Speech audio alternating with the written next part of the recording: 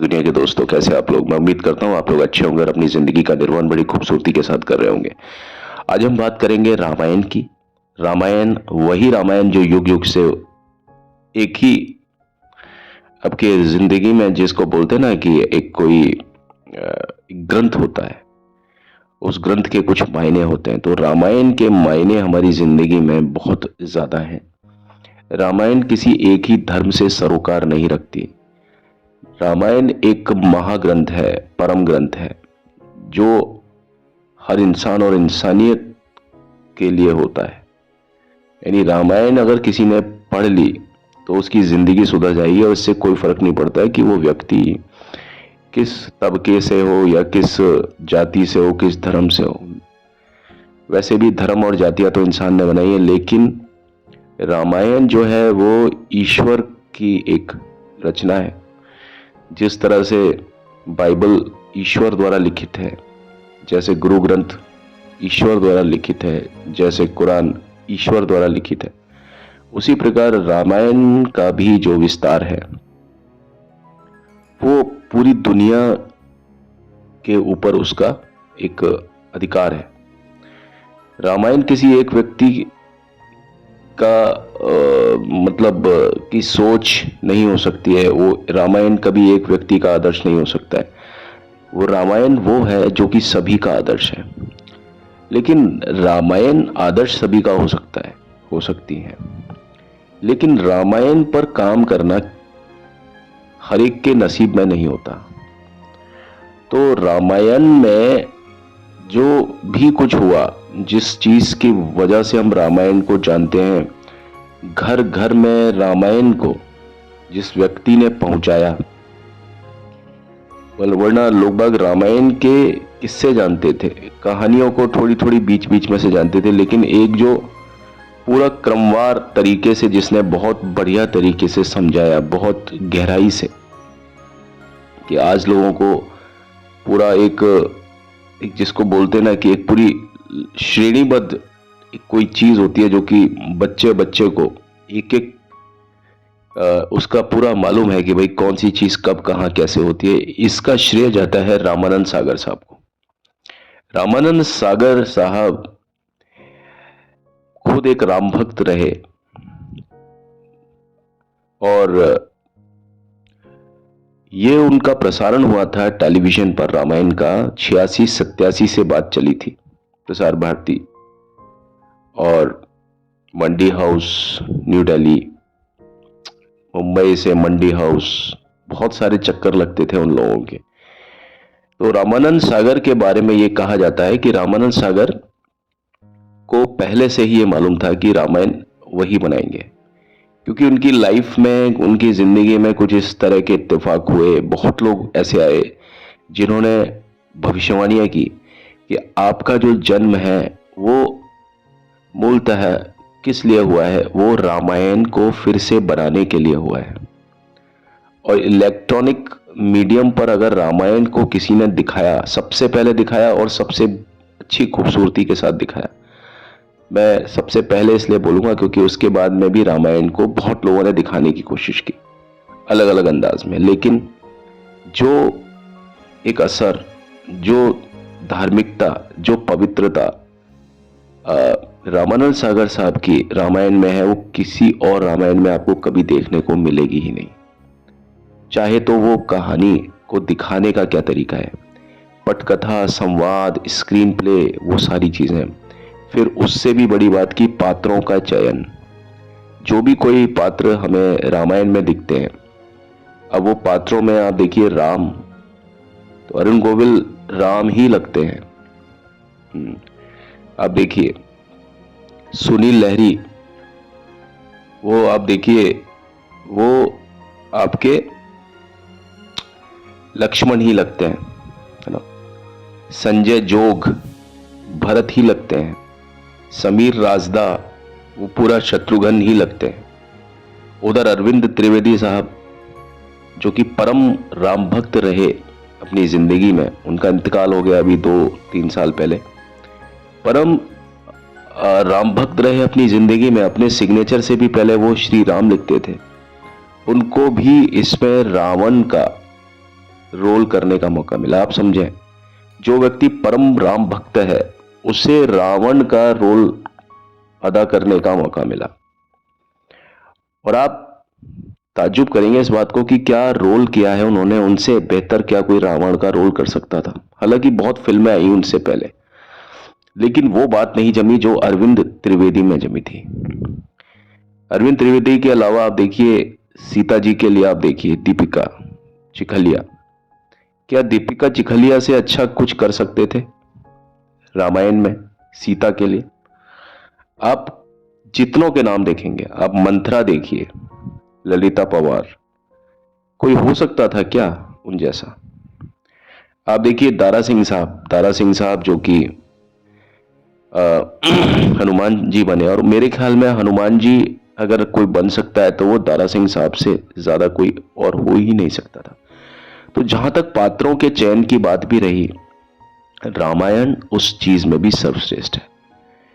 कहते हैं ना कि जब प्रकृति आपको किसी चीज को करने के लिए चुनती है तो आपको साधन भी बहुत अच्छे तरीके से मिल जाते हैं। सही समय पर सही लोग मिलना बहुत मुश्किल होता है, लेकिन रामायण एक ऐसी चीज थी, एक ऐसा ग्रंथ था, एक ऐसा विषय था जो जब बना तो सभी जितने भी लोग फेवर के थे रामायण को फेवर कर सकते थे किसी भी तरह से। तो प्रकृति ने, कायनात ने उन सभी लोगों को, सभी चीजों को एक साथ बटोरा, उनको संजोया और वो एक चीज बना दी जिसको हम कहते हैं रामायण। और रामायण कहना ना होगा कि लोगों के बीच में कितनी ज्यादा लोकप्रिय थी, लोकप्रिय है और लोकप्रिय रहेगी। ये हमने देखा था कोरोना काल में। जब कोरोना काल में, आजकल की जनरेशन को के लिए बता रहा हूं, कि जब कोविड-19 आया था तो रामायण का जो असर था लोगों के सर पर चढ़ करके बोलता था।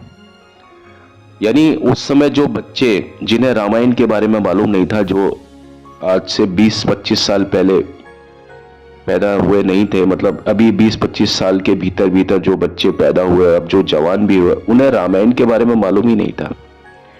तो कोविड-19 जब आया तो दूरदर्शन पर जो रामायण दिखाई जाती थी, तब लोगों ने उसको, रामायण को जाना। और तब तक टेलीविजन लगता है कि आ चुके थे और टेक्नोलॉजी में भी बहुत अच्छा एक इजाफा हो चुका था। क्लैरिटी और सब, प्लाज्मा स्क्रीन या एलसीडी या एलईडी स्क्रीन पर जब लोग देखते हैं प्रोजेक्टर पर, तो उसका देखना ही अलग एक मतलब अनुभव होता है। बाद में फिर वो सब रामायण को डिजिटल भी कर दिया था। पहले वो वीएचएस उसकी शक्ल में आती थी, टेप वगैरह की शक्ल में। तो अब क्या है कि रामायण को लोगों ने जब देखा 2020 में कोरोना काल के समय, तो लोगों को लगा कि ये कुछ दैवीय चीज हम लोग देख रहे हैं। और लोगों के टीवी चैनल से, वो एक समय था जब 1986-87 से रामायण का प्रसारण शुरू होता था, और जब वो रामायण जब सुबह दिखाई जाती थी तो आप देखिए कि जितनी देर भी वो रामायण दिखाई जाती थी उतनी देर तक आपको रोड पर कोई भी व्यक्ति मिलता नहीं था, कोई नहीं मिलता था। सड़कें एकदम सूनी हो जाया करती थी संडे वाले दिन, और सड़कें सूनी हो जाने के बाद में सभी घरों से सिर्फ एक ही आवाज आती थी, रामायण की आवाज आती थी। उस समय माना कि एक ही चैनल हुआ करता था, यानी दूरदर्शन ही एकमात्र ऐसा चैनल था जो कि सभी जो प्रोग्राम होते थे, आजकल तो खैर चैनलों की भरमार हो चुकी है, उस समय सिर्फ एक ही चैनल हुआ करता था। या महानगरों में डीडी मेट्रो भी था, लेकिन जहां तक महानगरों से अलग की बात है, वहां सिर्फ एक ही चैनल चलता था। तो हमें मालूम है कि वहां क्या आलम होता था, क्योंकि मैंने वो सारी चीजें देखी है, महसूस की है कि उस समय लोग बाग अपना कोई भी काम होता था वो नहीं करते थे। ये समझ लीजिए कोई शादी ब्याह संडे वाले दिन, मतलब वो जो समय था ना सुबह का 8:30 से लेकर के 9:30-10 बजे तक, वो सभी रामायण के लिए बुक होता था। उस समय कोई भी बड़े से बड़ा काम भी उस समय नहीं किया जाता था, आप ये समझ लीजिए। मैं ऐसी ऐसी चीजें बताऊंगा आपको कि जो रामायण की वजह से निष्कासित हुई, लोगों ने बहुत बड़े बड़े प्रोजेक्ट रख दिए साइड में। रामायण को देखते थे लोग और उसमें कोई फर्क नहीं पड़ता था कोई व्यक्ति हिंदू है, मुस्लिम है, सिख है, ईसाई है। मैं कई मुस्लिम्स के घर पर या उनके मोहल्लों में भी जाकर के मैंने अवलोकन किया था। उस समय मैं भी बहुत छोटा था, लेकिन कुछ चीजें होती हैं जो अलग से दिखाई देती है ना आपको, कुछ विचित्र चीजें, वो आपके जहन में एक यादगार की तरह बन जाती है। तो मैं भी बहुत छोटा था, तो मैं जब इन चीजों को देखा, एक दो बार मेरा शहर की तरफ जाना हुआ जयपुर में, तो जब मैंने रामगंज बाजार या सांगानेरी गेट इस तरफ जब मैंने देखा, जहां पर मुस्लिम लोगों का के घर हैं, आप देखिए कि वहां पर रामायण का क्या आलम था। मुस्लिम कम्युनिटी के लोग भी रामायण को पूरी शिद्दत के साथ देखते थे, पूरी श्रद्धा के साथ देखते थे। रामायण को जब कोई व्यक्ति देखता था तो आप समझिए नहा धो करके देखता था। टेलीविजन पर जब रामायण आने वाली होती थी तो अगरबत्ती चढ़ाई जाती थी, आरती की जाती थी। लोगों के इमोशंस इतने ज्यादा जुड़े हुए थे। एक सीन तो यह भी था कि कई ट्रेन्स उस समय लेट हो जाया करती थी। आपको बताऊं, ऑल ओवर इंडिया में रेलवेज में जब, क्योंकि ट्रेन का काम होता है पूरे समय चलना, तो जो भी कोई बड़ी बड़ी ट्रेन थी ना वो लेट हो जाया करती थी। कारण क्या होता था कि जैसे मान लीजिए कोई ट्रेन चल रही है और सुबह के 8:30-9 बज रहे हैं, लगभग 8:30-9-10 बजे तक, तो कई ट्रेन स्टेशन पर रुक जाती थी और सारी पब्लिक ट्रेन से निकल करके स्टेशन पर, स्टेशन मास्टर टेलीविजन को लगाता था। टेलीविजन पर जब पूरी रामायण जब देख लेते थे, उसके बाद में सारे लोग ट्रेन में बैठते थे दोबारा से और वो ट्रेन चलती थी। इस तरह के इत्तेफाक आपने कभी भी नहीं देखे होंगे। जो इत्तेफाक आपको, ये मतलब इत्तेफाक नहीं है, ये सोची समझी लोगों की जो दिल में उनके उनके मतलब मन पर, मन मस्तिष्क पर क्या असर किया था रामायण ने। अब देखिए, ट्रेन में तो हर आदमी होता है ना, हर धर्म से जुड़ा हुआ इंसान होता है। मैं यहां पर किसी एक धर्म की बात नहीं करता हूं, क्योंकि रामायण जो है वो एक जीवन शैली है। रामायण एक धार्मिक पुस्तक भी तो है ही, वो जिंदगी को जीना सिखाती है लोगों को, लोगों में सब्र भरती है।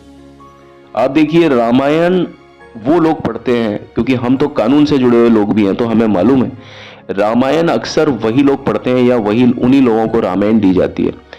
जेल जिनको हो जाती है ना, जिनको अब कस्टडी हो गई और बहुत सारे साल उसमें बिताने हैं, तो लोग उसमें मतलब आप समझिए, कोई व्यक्ति को आप जेल में डाल देते हैं तो वो व्यक्ति तो दुनिया को देख ही नहीं सकता, बाहर की दुनिया को, तो वो व्यक्ति बड़ा डिसअपॉइंटेड होता है, बहुत उदास हो जाता है। उस समय अधिकांश तौर पर वहां लोग बाग रामायण को ही पढ़ते हैं। वो जिंदगी में आपको एक सब्र देती है, एक साथ देती है, एक आपको एक संबल प्रदान करती है रामायण। क्योंकि रामायण एक कहानी ऐसी है जिसमें त्याग, सब्र, वो सारी चीजें हैं, और वो मैंने आपको बताया एक जीवन शैली है। तो इस जीवन शैली पर आप समझें कि ये शब्दों में इतनी जान है। तो जब इसको रामानंद सागर ने जब इन्हीं शब्दों को जब स्क्रीन पर, यानी सेलुलॉइड स्क्रीन पर जब बनाया, पात्रों के साथ में, पूरा कहानी के साथ में, पूरी कथानक के साथ में, आर्ट डायरेक्टर ने पूरे सेट वगैरह लगाए थे अलग अलग, जब सब चीजों के साथ में जब ये काम किया होगा, तो आपको नहीं लगता कि क्या मजा आया होगा काम करते समय, और ये सारी चीजें, और ये अपने आप में एक अलग तरह की चीज है। इसका कारण ये भी था कि जब कोई चीज पहली बार बनाई जाती है तो एक अलग किस्म का एक जोश होता है, एक अलग किस्म का एक दैवीय कुछ कुछ प्रभाव रहता है उस जगह पर। लेकिन बाद में जब ये चीज भेड़चाल हो जाती है, लोग बाग, अलग अलग तरह के लोग बाग फिर रामायण को ट्राई करते हैं। वो लोग फिर कमर्शियल तरीके से रामायण को बनाने की कोशिश करते हैं। उनका मोटिव टीआरपी या यूएसपी को बटोरना, गेन करना होता है। वहां वही रामायण दिखाई जाती है दूसरे लोगों द्वारा भी, दूसरे लोग उसका निर्देशन करते हैं। वहां रामायण में मजा नहीं आता देखने में। अगर किसी रामायण को देखने में बहुत अच्छा लगता है, या एक भावना जिसको बोलते हैं ना कि रामायण से ये भावना पैदा होती है, तो वो भावना आपको सिर्फ और सिर्फ और सिर्फ रामानंद सागर साहब की जो रामायण है ना, उसी में ही वो भावना आपको दिखाई देगी। और इस चीज का आप जीता जागता उदाहरण देख चुके हैं सन 2020 में।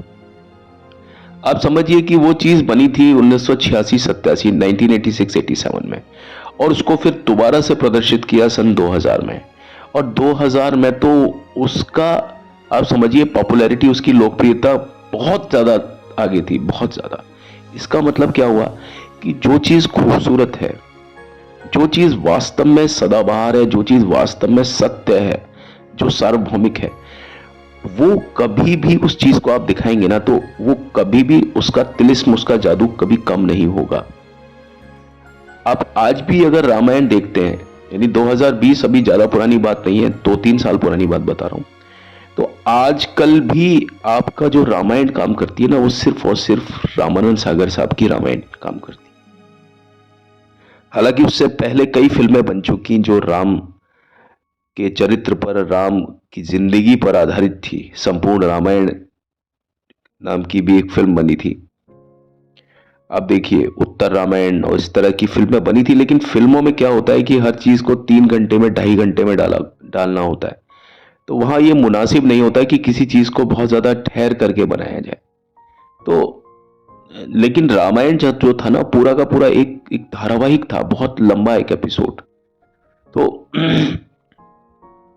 52 कड़ियां थी उसकी। उसके बाद में उन कड़ियों को एक्सटेंड किया, क्योंकि परमिशन लेनी होती थी, तो मंडी हाउस से परमिशन लेना बहुत टफ होता था उस टाइम पर। अब तो खैर बहुत सारे चैनल्स बन गए हैं, तो लोग बाग सिर्फ दूरदर्शन के लिए दरकार नहीं करते। पहले बहुत जबरदस्त शर्त होती थी, क्योंकि जो सरकारी चीजें होती हैं वो हर चीज को बहुत ज्यादा तरीके से, बहुत प्रिंसिपल्स के साथ में बनाती हैं। लेकिन जो प्राइवेट चैनल खुलने के बाद में वो सारी चीजें खत्म हो चुकी हैं। अब तो खैर कोई दूरदर्शन को ज्यादा पूछता भी नहीं है, लेकिन वो जो समय हुआ करता था, बहुत जबरदस्त समय था। हमने उस चीज का तिलिस्म देखा है। बहरहाल, रामानंद सागर के बारे में आपको मैं एक बात बताऊं कि रामानंद सागर जो रहे हैं ना, शुरू से वो बहुत बड़े फिल्मकार रहे हैं, और वो कमर्शियल फिल्में बनाते थे। उनका सरोकार बिल्कुल भी पैरेलल सिनेमा या आर्ट सिनेमा में नहीं रहा। रामानंद सागर द्वारा बनाई गई कई फिल्में हैं, जैसे मैं आपको बताऊं, जैसे आरजू एक फिल्म आई थी रामानंद सागर साहब के बैनर तले। एक फिल्म थी आंखें। आंखें को कौन भूल सकता है, आप देखिए, धर्मेंद्र माला सिन्हा, वो जासूसी कहानी पर आधारित। ललकार फिल्म आई थी राजेंद्र कुमार साहब की, आप देखिए उस फिल्म को कौन भूल सकता है। कई फिल्में रामानंद सागर ने बनाई। और एक फिल्म आई थी उनकी रोमांस, आप देखिए 1983 में। इसके बीच में बहुत सारी अलग अलग तरह की फिल्में आई, लेकिन उसके बाद में रामानंद सागर साहब पूरी तरीके से फिल्मों में आ गए। उन्होंने विक्रम बेताल बनाया, आपको मालूम होगा, साजन और अरुण गोविल को लेकर के। अरुण गोविल को पहली बार उन्होंने रामायण में कास्ट नहीं किया था। रामायण से पहले वो दादा दादी की कहानियां, एक टेलीविजन सीरियल आता था, वहां पर ये सभी कलाकार मिलते थे। जितने भी कलाकार ज्यादातर रामायण में आपको दिखाई दिए, वो कलाकार रामायण के कलाकार नहीं थे। ये आपको बताऊं, वो कलाकार उससे पहले भी काम कर रहे थे रामानंद सागर साहब के साथ ही। जैसा कि मैंने बताया, विक्रम बेताल में अलग अलग कहानियां दिखाई जाती थी। तो ये जितने भी कलाकार थे, ज्यादातर कलाकार, है ना, अरविंद त्रिवेदी का सिलेक्शन बाद में किया था, है ना। तो ये जो कलाकार थे, ये बाद में, कुछ कलाकार बाद में ऐड किए, जैसे हनुमान जी के लिए दारा सिंह को बाद में ऐड किया। लेकिन कुछ कलाकार थे जिनकी उम्र छोटी थी, जैसे अरुण गोविल की बात बताऊं मैं आपको, समीर राजदास, संजय जोग, सुनील लहरिए, रामायण में ये राम, लक्ष्मण, भरत, शत्रुघ्न बने। दीपिका चिखलिया, ये आपको पहले भी मिल जाएंगी इनके ही सीरियल्स में। आप अगर दादा दादी की कहानियां देखते हैं, आज यूट्यूब पर मौजूद है ये सारी चीजें। विक्रम बेताल देखते हैं तो उनमें अलग अलग कहानियों में आपको ये सारे पात्र दिखाई देंगे। तो इन्हीं पात्रों को लेकर के आप देखिए, इन्होंने रामायण को बनाया। तो रामायण के बारे में आपको बताऊं कि इत्तेफाक नहीं था। रामायण एक पहले से डिसाइडेड थी कि भाई रामायण अगर कोई बना सकता है तो रामानंद सागर ही बना सकते हैं। और इसका जो सबसे पहली भविष्यवाणी हुई थी सन 1942 में, 1942 में, जो रामानंद सागर साहब थे, जब वो मात्र 25-26 साल के हुआ करते थे, तो एक कश्मीरी एक ज्योतिष हुआ करते थे, एक बहुत बड़ा नाम था उनका, बड़े ही चमत्कारिक और आध्यात्मिक एक पर्सनालिटी थे जिनका नाम था पंडित नित्यानंद जी। तो उन्होंने इस बालक यानी रामानंद सागर साहब, जो कि उस समय मात्र उनकी उम्र 25 साल थी, उनके बारे में पहले ही भविष्यवाणी कर दी थी कि ये बच्चा इस धरती पर आया है तो इसका एक एक मिशन है, उस मिशन को करने के लिए ही आया है, इसका उद्देश्य एक है। वो उद्देश्य है रामायण को दोबारा से कह पाना। अब वो कह पाएगा, किस तरह से कह पाएगा, ये साबित हो गया था सन 1986-87 में। उसी तरह से एक फिल्म आई थी जो कि प्रोड्यूस्ड की थी, एक मोहल्ला साहब थे, उन्होंने प्रोड्यूस की थी, जो कि आई थी 1976 में, और इस फिल्म का नाम था योगेश्वर श्री कृष्ण। योगेश्वर श्री कृष्ण का जो निर्देशन था, ये मैथोलॉजिकल यानी पौराणिक फिल्म थी, उसका निर्देशन किया था रामानंद सागर ने। तो इनका झुकाव थोड़ा थोड़ा होता जा रहा था, जैसे सन 1976 की बात मैं बता रहा हूं, तो उस समय उन्होंने इस फिल्म को बनाया था। इस फिल्म को आप आज भी देख सकते हैं।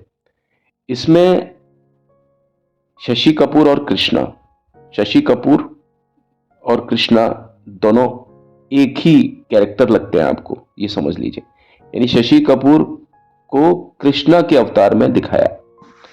तो आप देखिए कि वहां पर शशि कपूर कितने प्यारे लगे हैं कृष्णा का अवतार जीते हुए।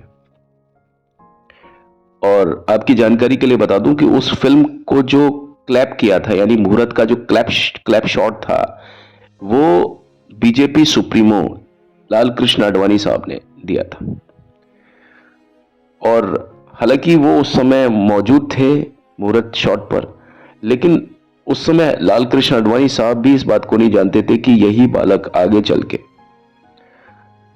करीब 13-14 साल के बाद में, यानी 1976 से 13-14 साल, आप 12-13 साल उसके बाद में, यही बालक रामायण बनाएगा टेलीविजन के लिए, और टेलीविजन के बाद में वो श्री कृष्णा भी बनाएंगे, है ना। तो ये चीज बता पाना थोड़ा सा टफ था। और इसके अलावा 1970 में रामानंद सागर को ही एक भविष्यवाणी हुई थी, उन्हें एक दैवीय दर्शन हुए थे और आध्यात्मिक एक अवतार हुए थे। उनका नाम था, सभी जानते हैं, महाअवतार बाबा जी, जो कि कामाख्या मंदिर, जो कि गुवाहाटी आसाम में स्थित है, उससे सरोकार, उनसे संबंध रखते हैं। तो महाअवतार बाबा जी, उनसे रामानंद सागर की मुलाकात अनायास ही हुई थी। उसको कोई प्री डिसाइडेड, प्री मेडिटेटेड कोई मीटिंग नहीं थी, प्री कंसिडर्ड कुछ नहीं था। जबकि उस समय रामानंद सागर कमर्शियल फिल्में बनाते थे, लेकिन जब बाबा जी ने उनको देखा तो कह दिया कि आपको, आपका जो जीवन है वो डिवाइन है, देवीय योजना के अनुसार आपका जो जिंदगी है ना, वो उस हिसाब से जारी है। तो उन्होंने भी रामायण की बात की, रामायण के बारे में बताया, रामायण बताया का पूरा बताया, और उन्होंने कहा कि तुम्हें ये टेलीविजन के लिए बनाना होगा आगे। उन्होंने उसी समय कह दिया था कि आपको का जो जन्म है वो रामायण के लिए हुआ है, रामायण के ऊपर ही आप काम करेंगे। ये सारी चीजें आप, मतलब आप ही हैं कर्णधार जो कि इस चीज के लिए कुछ कर पाएंगे, अदरवाइज रामायण रामायण नहीं हो सकती है। यानी रामायण सिर्फ किताबों में ही रामायण हो सकती है, उसको स्क्रीन पर, उसको टेलीविजन पर दिखाने का, यानी उसको फिल्म के बतौर दिखाने का श्रेय सिर्फ आपके पास है और किसी के पास नहीं है इस दुनिया में। तो दर्शकों, मेरे श्रोताओं, इसके बाद की जो कहानी है ना, वो मैं कल कंटिन्यू करता हूं आपके सामने। और बट ये मैं कहानी आपको बड़ा विस्तार से सुनाने वाला हूं कि मेकिंग ऑफ रामायण की, भाई रामायण किस तरह से बनी, क्या क्या चीजें हुई। तो अपने इस आयोजन को कल मैं सुचारू कर पाऊंगा, लेकिन मेरी आपसे बस ये रिक्वेस्ट है चलने से पहले कि आप प्लीज़ मेरे चैनल को लाइक शेयर सब्सक्राइब ज़रूर कर दीजिए, बेल आइकन ज़रूर दबा दीजिए, क्योंकि मैं आपके सामने ऐसी इन्फॉर्मेशन लेकर के आऊँगा जो आपको लगेगा कि भाई कहीं कुछ है जो कि रामायण से रिलेटेड कोई बात बहुत ज़्यादा विस्तार से बताई जा रही है। ठीक है, आप सभी खुश रहें, आबाद रहें, मस्त रहें। Thank you. Take a very great care of yourselves and God be with you always. Thank you. Bye bye.